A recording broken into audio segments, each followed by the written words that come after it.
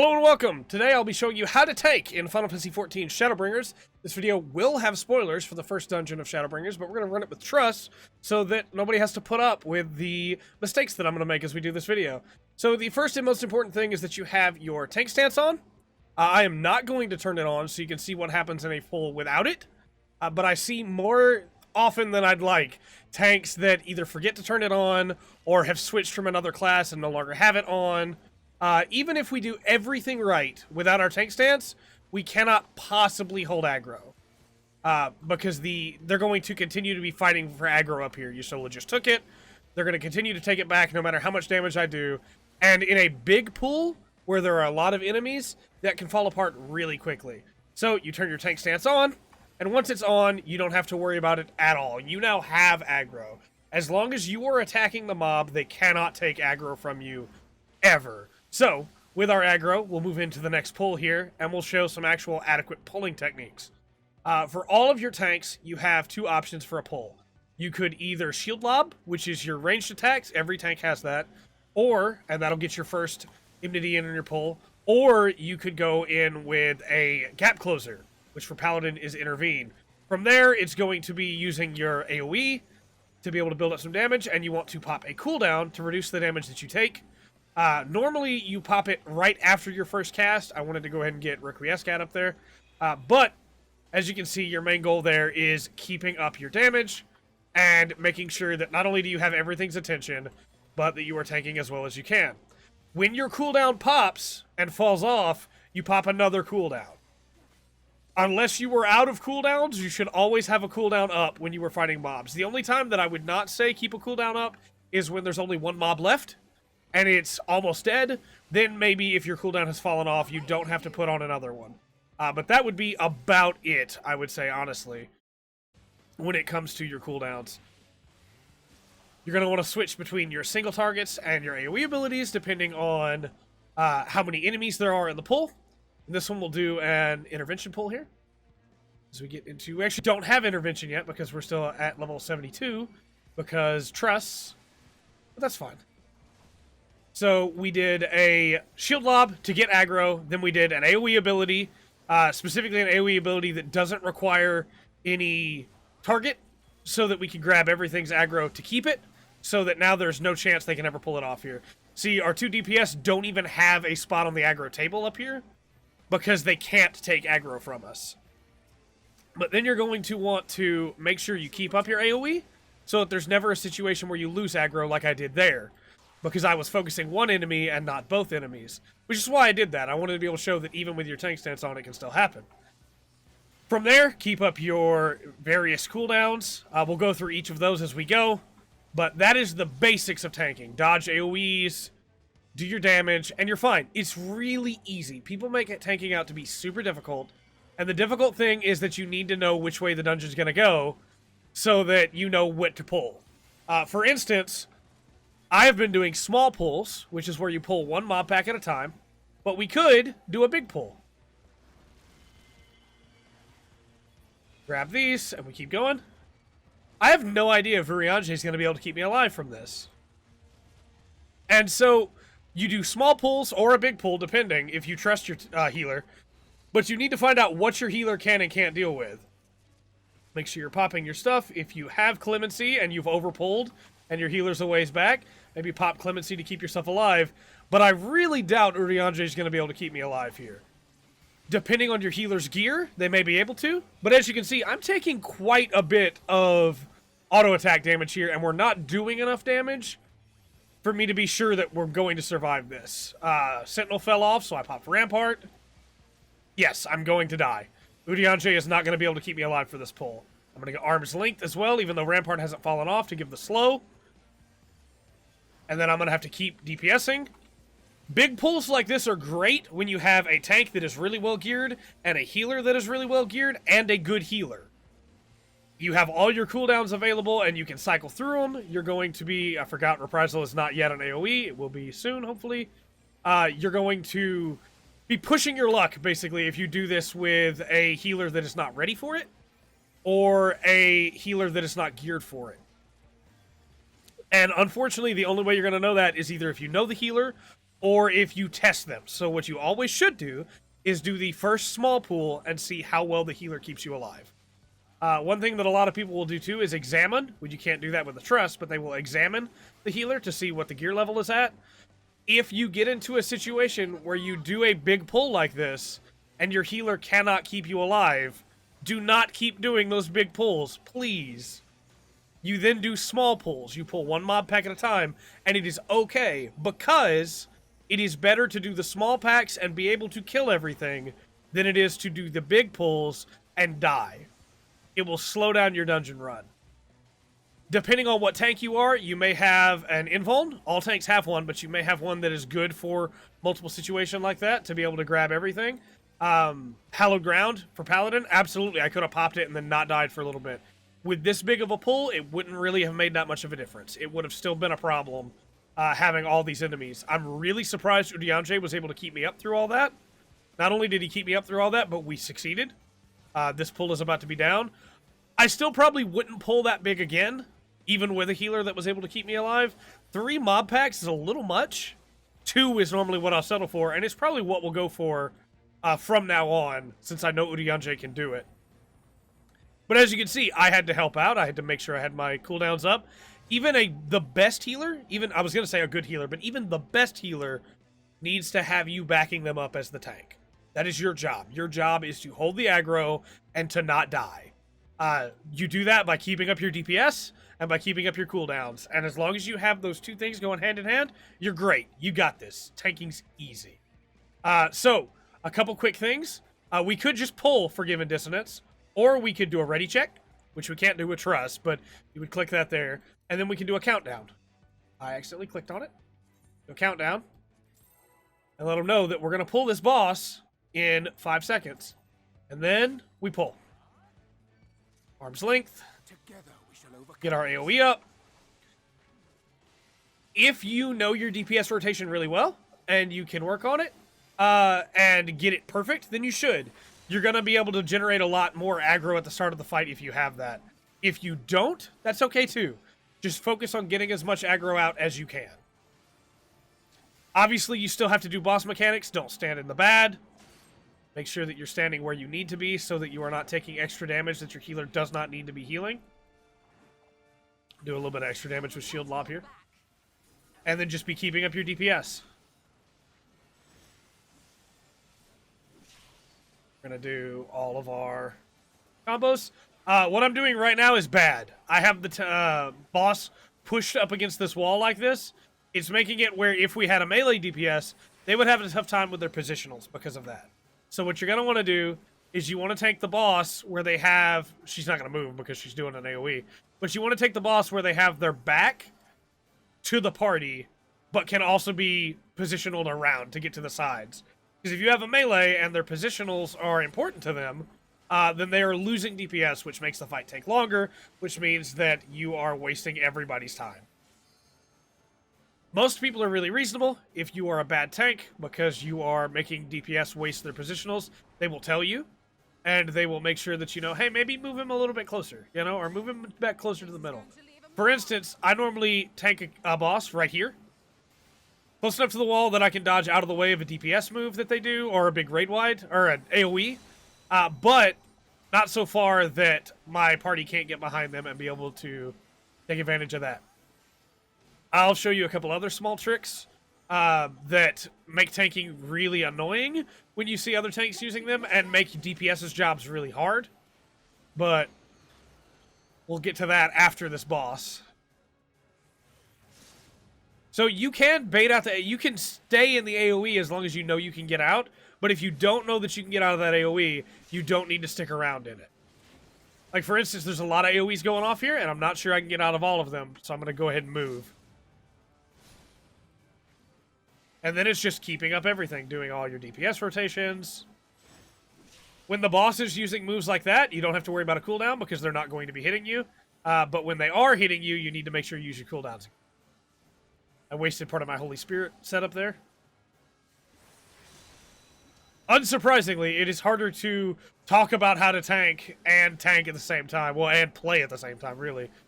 Than I assumed it would be. That was a tank buster. I should have ramparted or Sheltroned before that tank buster. And I will be more vigilant for the next one so I can show that off. Tanks all have moves called tank busters. Just about all of them anyway. And they do quite a bit of damage. Single target just to the tank. You want to use your abilities to block a tank buster or reduce the damage of a tank buster because they are going to do most of your health and damage. They are very potent. There are some tank busters now that you can just face tank and not even bother about popping a cooldown on, but most of them you either want to reprisal them or you want to block them if you can. We killed it before it could tank buster, but Pillory was the tank buster, I believe. Grab some gear, why not? I already have the gloves of striking. Oh well. Do I have Wondrous Tales on this? Yes. No, I don't. It doesn't matter. It's not available. Okay. Get distracted. I'm sorry. So, I'm going to show you how not to hold a group of mobs. We don't have a melee DPS, but if we did, it would be really annoying for them if I did this constantly. And I'll explain why. You may think while you're doing this that you are dodging AoEs, and you're super great, and you are super cool because stuff can't hit you, and you're the best. But what you're actually doing is constantly turning the mobs, which makes positionals impossible. Another example would be, say for instance, there was a ninja or a summoner in the party, and they dropped a Doton or a AoE, Garuda's new AoE, that does damage over time to any targets that are in it. If you then pull them away from that, so that they don't stay in that AoE, then you are reducing DPS that could be done. You're wasting everybody's time, and you could be getting out of there faster if not for that. So always make sure that you are keeping the mobs still, if at all possible. You only need to move to dodge AoEs, and then you can move back right after the AoE is done. And that you are keeping the mobs steady. You aren't moving them just to move them. There's no reason to do that. So we'll go ahead and... This is not WoW where you want to focus on chain pulling. You want to let that mob die because people will miss abilities if you just run off right when the mob's about to die. I have been very guilty of that because in my head, oh yeah, it's how it worked in WoW. You know, it'll be easy. It'll make it, we clear the dungeon faster because everybody gets to keep all their stacks and stuff like that. No, it does not make the dungeon faster to clear. It just makes it more annoying to clear because people start missing with abilities. So, just keep up your AoEs. If you get to a point where you're like, man, we can pull the next mob pack, which we can't because it's story bound. But I could theoretically pull another pack right now because I know the party can handle it.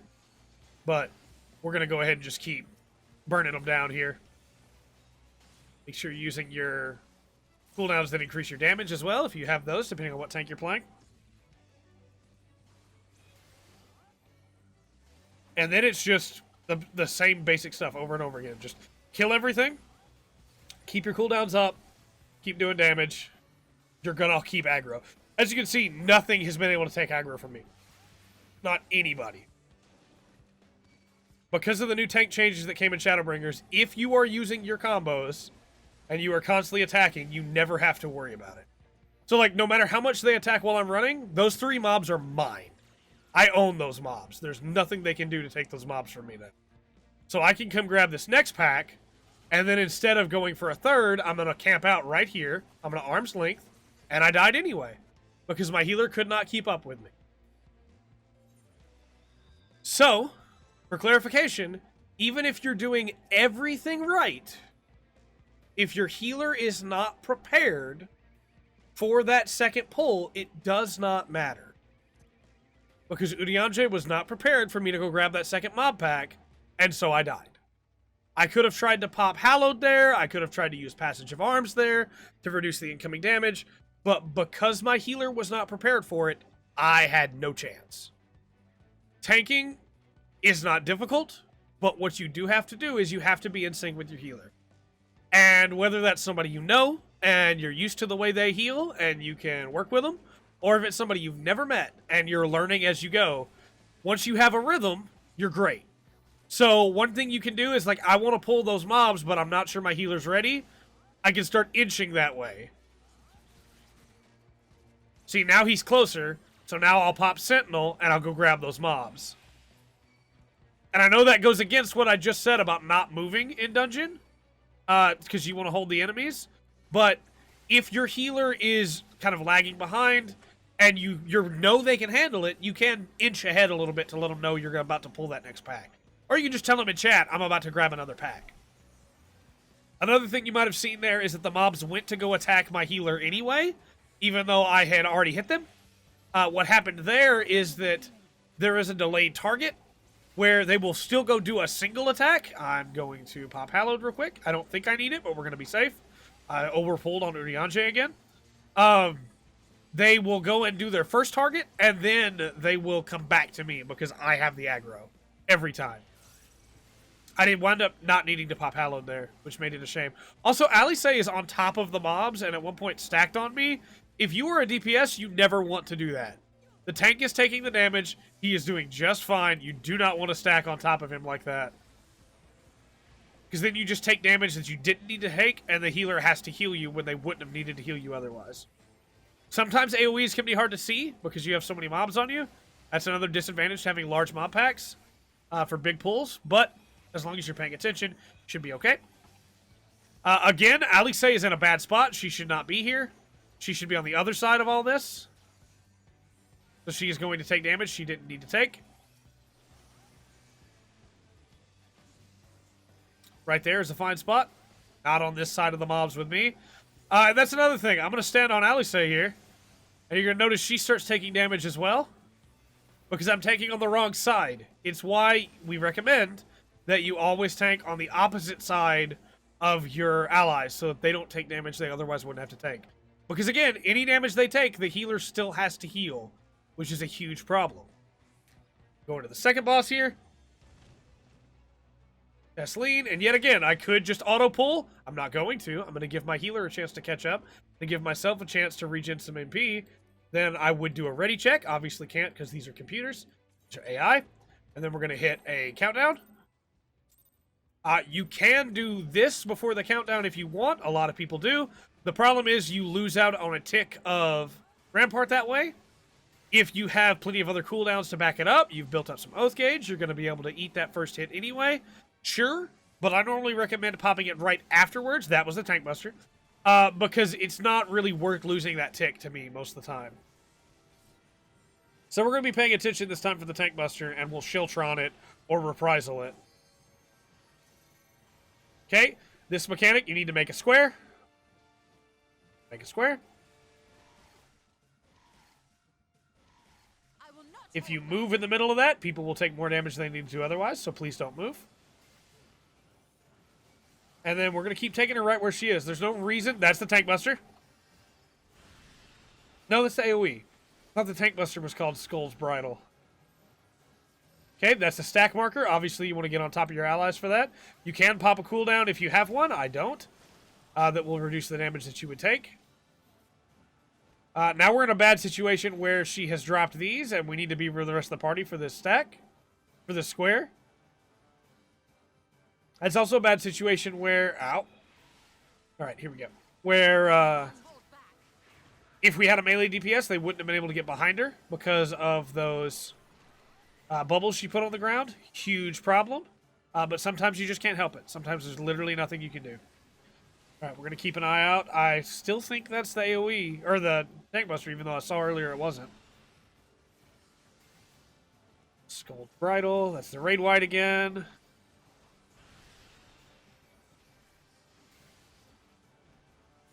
This is what boss encounters come down to. Is the Tickler. The Tickler's the Tank Buster. So we'll Shelter on it. And we take way less damage than we did the first time because we were ready for it this time.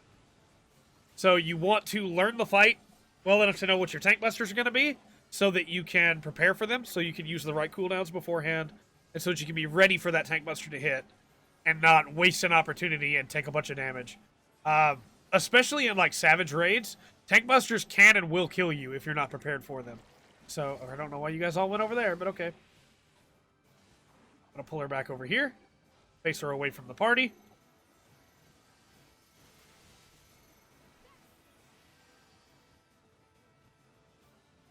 We're going to make sure mechanics first. They'll take way less damage this time because we got the square right. And we're going to go ahead and stay over here. I could run in on top of everybody else and get more damage, or I could stay over here and make sure she moves this way so I can take her away from the rest of the party. which is what I'm going to do. Keeping an eye out for the Tickler. If that raid wide did enough damage, we could reprisal it. We'll go ahead and reprisal it here just to show it. But now it will do less damage to everybody. Now it barely really hurt at all. Here comes the Tickler again. We'll Sheltron. Eat that Tank Buster. You can also double that up. I could have Sheltron and Ramparted, but I want to go and Rampart now to eat her auto attacks. Her auto attacks don't hurt very much, but still. I accidentally fat-fingered Passage there. That's a shame, because I was going to show something off with Passage for the next Tank Buster, but oh well. Most tanks have really powerful cooldowns that they don't use very often because they think they need to save them. Your Invulns, or for Paladin's sake, Passage of Arms is also another one of those. If you don't use it, you might as well not have it. So use it. There's no reason not to. Why? No, why? Trust sometimes, man. I don't understand how they think. Okay. Hold her away from the group. And we'll take her out. Okay, one more set of pulls and a boss fight to go. And we'll be done with the dungeon. I'm going to do another one of these for healing and DPSing as well. DPSing, I know a lot of people go, oh, DPSing's easy. But a lot of times, DPSing is easy, just like tanking is easy and healing is easy. But a lot of times people don't pay attention to little things that would make their DPSing a lot easier. And healers, a lot of people are scared to play a healer because they feel like, well, the impetus is all on them. Even though in a lot of ways that's the same thing people feel about tanking. But as you can see, tanking is not hard. Am I doing it completely optimally? No. I'm definitely making mistakes. Some of them on purpose to be able to talk about them, and some of them not. But I still really like tanking in this game. The way I look at it, as long as the party doesn't die and I don't die, I've done my job. That's really all there is to tanking. Is just hold your aggro, which you can do passively now. You don't even have to try as long as you're AoEing. And keep your cooldowns up, and you'll be fine. You'll do a fine job. Your healer will be able to keep you alive and DPS, and everything will be great. However, there's a lot of times where tanks will overpull, or where they will not use cooldowns other than fight or flight to be able to get extra damage, or any other damaging cooldowns you may have. No Mercy on Gunbreaker. And in that situation, the healer has to work even harder to keep you alive, which means the healer can't DPS as much, which means you are in the dungeon for longer than you would be otherwise. Which means, please, just use your cooldowns. They're worth it. They're absolutely worth just using. Sheltron in between this one, block some of those attacks. Keep up Holy Circle. Sentinel, because Sheltron's worn off. Keep up Holy Circle. Reprisal will be a good cooldown for this as well after the changes with 5.1, which by the time you see this video will be live. And will count as a dungeon cooldown as well, which would be wonderful. But definitely don't forget Arm's Length either. I see a lot of tanks forget to use Arm's Length. The free slow you get is super worth it. Why not use it? For instance, here, there's only 2 mobs left alive. I probably would not use another cooldown here, even though 2 just came off cooldown. Because they're not going to do enough in autos to kill me, and as long as I'm dodging their AoEs, the healers should be just fine. But we'll go ahead and Sheltron just to help eat a little bit of that damage, but it's not that big of a deal. These guys are going to die quickly anyway. I also have enough of an aggro lead now that I could have been single targeting this one that had more health and would have been fine.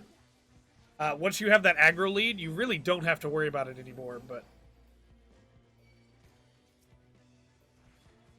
Okay. And there are going to be times where you miss a mob. That's fine, too. It happens to everybody. No matter how hard you try, you're just sometimes going to miss. Just pick it up afterwards. And if you're a DPS, run to the tank with that mob. So the tank can grab it easily. Okay, Arm's Length has slowed them all, and Arm's Length goes off in 4 seconds. Then we're going to pop Rampart. We're going to pop Rampart. Be able to keep the damage down now that they're no longer slowed. Make sure we keep our offensive cooldowns up too. And we'll just keep up our rotation. You'll notice I'm not really using any single target.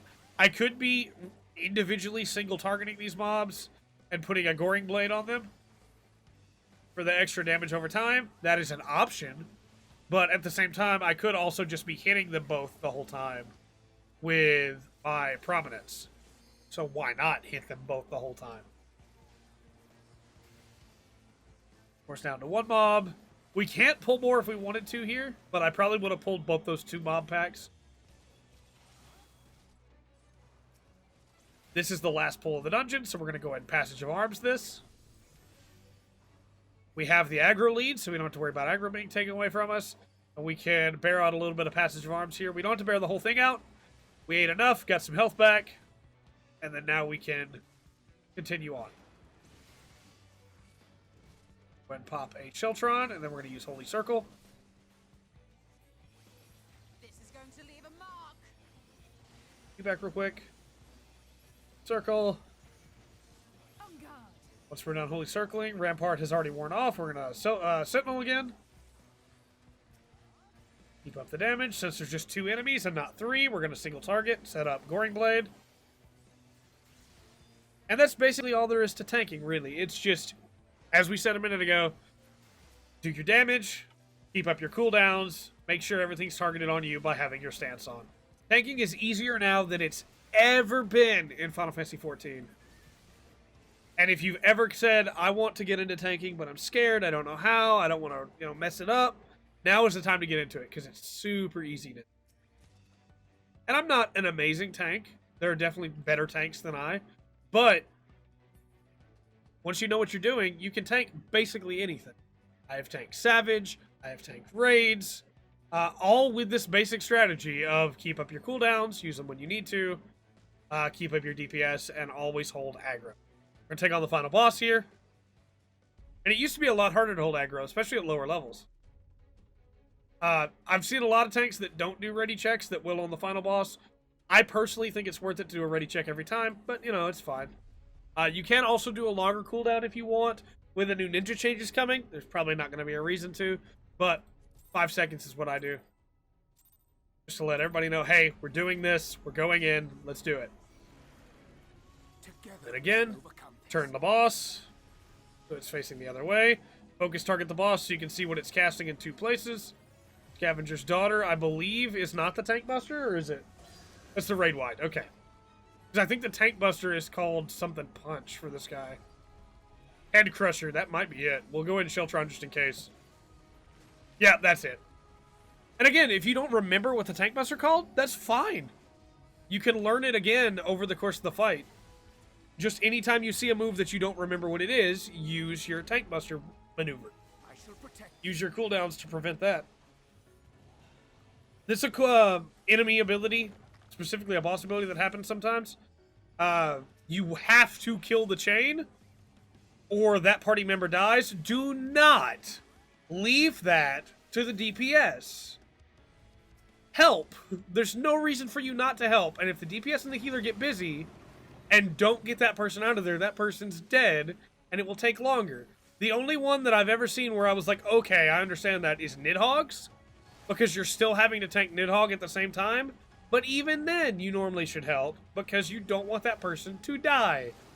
The party's health is your responsibility as the tank. If they run into an AoE on their own and you can't stop them, hey, that's their call. That's Tank Buster. We're going to Sentinel that too. There we go. Took way less damage. That's on them. You can't help that. But if they died to a mechanic because you didn't help them, then when you could have, when it was something you could have made a difference on, that's on you.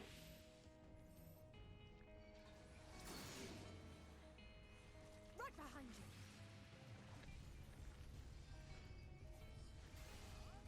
And then just keep it up. Pay attention to what moves are coming out. Do your rotation, and you'll be fine. We're probably going to passage this next Tank Buster. Okay, Pendulum. Okay. Speeding.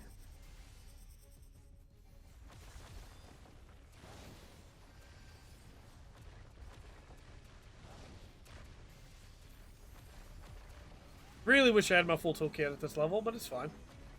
Gotta level the trust somehow, right?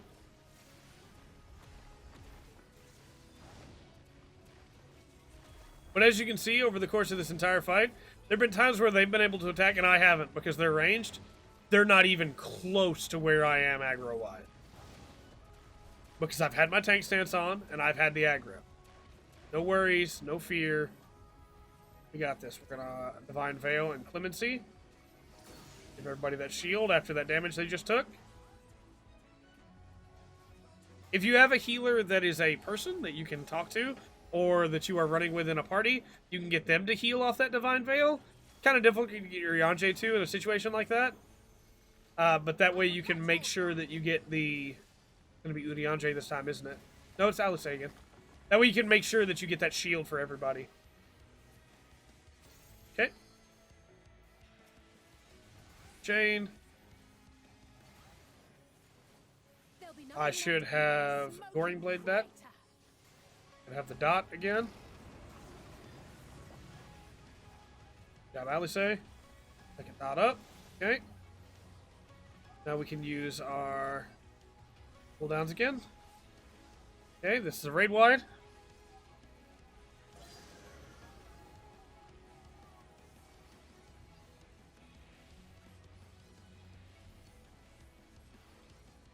Okay, next up will be the Tank Buster. Yep, there's the Tank Buster. We're going to Passage of Arms it. Oop. Then we still have all our cooldowns. We're going to go and pop Sentinel for this one. Most bosses can't be slowed, so Arm's Length becomes kind of useless there. But I'm not going to get to this in time, so I'm going to Reprisal it. So it does less damage to them. Might have killed Alice otherwise, I'm not sure. You can go in Sheltron, no reason not to. You got extra gauge, burn it. Arm's Length more out of habit than anything else, even though I knew it wasn't going to make a difference. Because he fully resists the slow. And we're going to have him before he finishes Fierce Beating again. But that's, again, that's all it is to tanking. It's just very, very simple. Hold your aggro, do your damage, use your cooldowns. As long as you're doing that, you will be a very good, if decent for sure, but a very good tank as well. And then from there, you learn the rest of the tricks. You learn what tank busters are called. You learn what your abilities do. You learn when to use things like the Blackest Night, or when to get your continuations, when to time your Requiescat windows, when to time your Fellcleave windows. You learn all that as you go, but to get there, you have to start. So, now that it's easy, start. One last quick thing that I'll go over that I didn't touch on earlier. You can use marks. I have them here.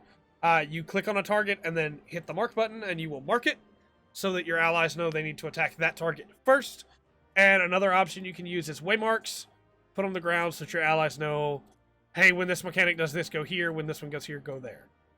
But those are, again, things you don't have to use to tank effectively. I rarely ever use those. It's just when I'm in, say, Karn, and the bees come up that have Final Sting, I will mark them so that people know, hey, that thing has to die first, because if it doesn't, it's going to kill me. But, again, all that comes with time. But until next time, I have been Trey. This has been the Full Spectrum. Remember to always enjoy the full spectrum that tanking has to offer.